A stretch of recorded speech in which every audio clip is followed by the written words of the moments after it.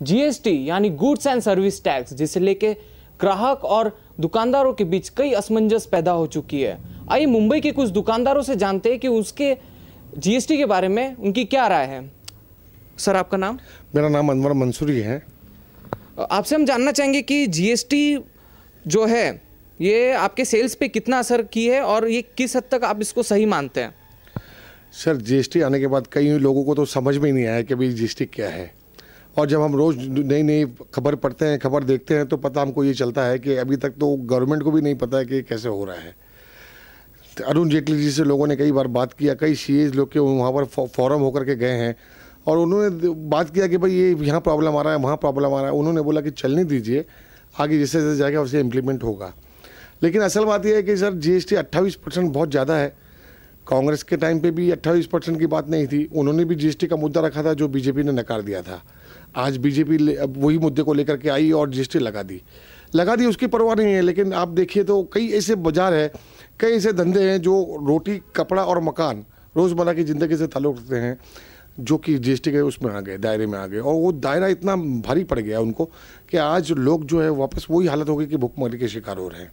लोगोगों के पास कपड़े के ऊपर टैक्स लगा दिया, 18% टैक्स लगा दिया, चमड़े पे 28% टैक्स लगा दिया, जहाँ 5% वैट दिया जा रहा था वहाँ पर 18%। लेकिन ये देने वाले कौन है? ये देने वाले ग्राहक ही है, जो आने वाले ग्राहक है।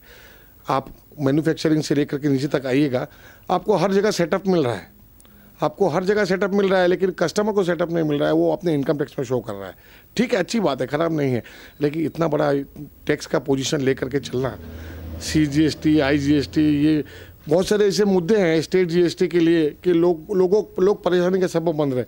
और हम चाह रहे हैं कि अगर वन विंडो पे आ गया है मामला तो बहुत अच्छी बात है, ख़राब नहीं है, लेकिन इसमें चोरी ना हो, इसका भी ध्यान रखते हुए अगर टैक्स कम हो जाएगा तो चोरी लोग नहीं करेंगे और अपने तरीके से, अच्छे तरीके से टैक्स भरेंगे और आसानी से काम अपना हो जाएगा। आपसे हम जानना चाहेंगे कि जीएसटी का जो ये टैक्स है ये MRP पे लगता है या मैन्युफैक्चरिंग प्रोडक्ट पे, मैन्युफैक्चरिंग प्राइस है या MRP के ऊपर? सर, इसका इन लोग ने स्कीम बनाया हुआ है। जैसे मैन्युफैक्चरिंग वाला जो हमको बिल बेचता है, उसके बाद जब हम बेचते हैं उसको, यानी हम हमारी जो MRP पे बेचते हैं, उसके बीच का जो दायरा होता है उसका पैसे के ऊपर हमारे को टैक्स लगता है और उसको सेटअप मिल जाता है मैन्युफैक्चर को। उसके अलावा उसका जो सेल के अंदर जो इनकम है, उसके इनकम का वो कमा के वो जीएसटी भर रहा है। हम जो कमाते हैं या जो हमारा जो MRP होती है उस पर ही टैक्स माना जाता है। यानी MRP बोले तो एकदम पूरी MRP नहीं हो सकती है उसकी, जो भी हम डिस्काउंट वगैरह देते हैं कस्टमर्स को और जो भी हम कमाते हैं, जो कमाने के बाद में जो बिल हम वेरीफाई करते हैं और शो करते हैं कि भाई हमको एक बिल 10,000 रुपये का आया है, वहाँ से जीएसटी लगा के 280 रुपये जीएसटी लग गया है और हमने उसको 13,000 में बेचा है, तो ऊपर का जो पैसे का जीएसटी है वो हमको भी भरना है। यानी हर जगह पे हमको टेबल वाइज भरना है। लेकिन कुल मिला के मैटर ये है कि जीएसटी अगर सिंपल हो जाए तो आज हमको ये दिक्कत आ रही है कि हमारे CAs वगैरह जो है हमको 2-4 स्टाफ को बढ़ाना पड़ रहा है। ये हमारी मुसीबत है बहुत बड़ी। तो ये जो जीएसटी का पूरा मुद्दा है, ये इससे आपके सेल्स पे कितना असर पड़ा है अभी तक, और ये ग्राहक ही पे कर रहे हैं या आप लोग पे कर रहे हैं इसको? इसमें दो टाइप का मामला है। हमने कंपोजिशन स्कीम में भी काम किया है, तो कंपोजिशन में हमको ही भरना पड़ता है, हम कस्टमर से नहीं ले पाते हैं, उसमें वो सिस्टम ही नहीं है। दूसरी बात, कस्टमर को भी पता है कि जीएसटी हमारे ऊपर लग रही है। हमारे धंधे पे, हमारा जो धंधा 25% हो गया है। आज हमारी हालत ये हो गई है कि मुझे ऐसा लगता है कि अगर ऐसा रहा आगे तक चलेगा तो हमको दुकान भी बेचनी पड़ेगी, हमारी स्थिति ये हो जाएगी। आपसे हम जानना चाहेंगे कि जीएसटी जो है वो किस हद तक सही है? और अभी का जो भाजपा का लाया हुआ जीएसटी है वो बहुत सारे इसमें अलग अलग इस पे पैटर्न पे लाया गया है। कहीं पे 5% है, कहीं पे 12% है, कहीं पे 24% है, कहीं पे 28% है। लेकिन कांग्रेस जो ला रही थी जीएसटी वो एक पैटर्न पे लेके आ रही थी, जिसमें लोगों को प्रॉब्लम नहीं होता, जो आज प्रॉब्लम हो रहा है। और जो बिज़नेस में गिरावट हो रहा है वो गिरावट आज नहीं होता। और जीएसटी तो लोगों को देना चाहिए, टैक्स देना चाहिए। और ये टैक्स हर व्यापारी नहीं देता है, व्यापारी पब्लिक से ही लेके देता है। और मेरा कहना है कि हर आदमी को टैक्स देना चाहिए, लेकिन सरकार का जो नियम है उसको चेंजिंग करते हुए लाना चाहिए जीएसटी। तो जीएसटी से अभी फ़िलहाल पब्लिक को फ़ायदा नहीं है, सरकार को फ़ायदा है, आम पब्लिक को कोई फ़ायदा नहीं है। हमारे साथ इस मुद्दे पर चर्चा करने के लिए एक और व्यापारी जुड़ गए। आइए उनसे जानते हैं कि जीएसटी के ऊपर उनकी पूरी क्या राय है।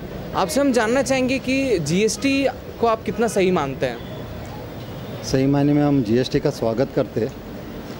तो जीएसटी का ऐसा है कि पहले हमारे इधर वैट का सुविधा था, तो अभी जीएसटी आने से ये डेस्टिनेशन टैक्स है। जैसा जैसा प्रोडक्ट आगे बढ़ते जाएगा तो वैसा उसका जीएसटी का एप्लीकेबल रहेगा प्रोडक्ट पे। आपसे हम ये जानना चाहेंगे कि जो जीएसटी आप पे करते हैं, ये आप पे करते हैं या फिर कस्टमर्स पे कर रहे हैं? यहाँ ज़्यादातर क्या है कि हमारे इधर GST goods and service tax है, तो ये सर्विस रिलेटेड है। तो कस्टमर जो भी आते हैं उसका बिलिंग पे चार्ज किया जाता है। जैसे कि नॉन एसी रेस्टोरेंट है उसमें 12% है और एसी रेस्टोरेंट में 18% है। और उसी में और एक है कॉम्पोजिट स्कीम है, उन लोग को सिर्फ 5% चार्ज किया जाता है और ये कस्टमर से ही कलेक्ट करते हैं हम, और कॉम्पोजिट में कस्टमर से नहीं कलेक्ट करते। तो जीएसटी के बाद आपके सेल्स पे कितना असर पड़ा है, या ये इम्प्रूव हुआ है या फिर डिक्रीज? जीएसटी आने के बाद पहले महीने में कस्टमर को एहसास नहीं हो गया कि ये उनके पॉकेट से जाने वाला है। एक्चुअली अभी तक नोटिफिकेशन आया नहीं है।